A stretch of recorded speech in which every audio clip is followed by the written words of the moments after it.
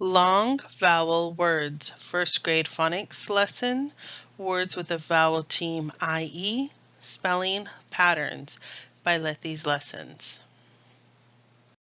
These are the objectives and Common Core standards. Read the word you see. Pit. This word pit follows the consonant-vowel-consonant spelling pattern. This means the vowel sound is short.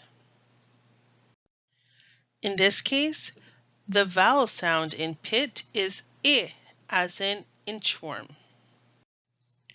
However, if the it sound was substituted in pit and is changed to I, a new word is formed. This new word is pie.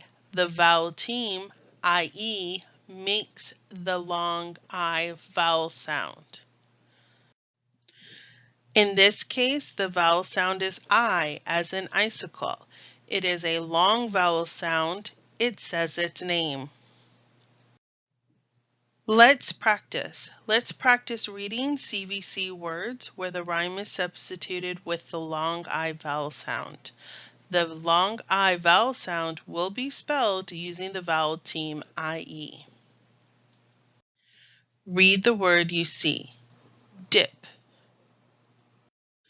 die, lid, lie, Tim,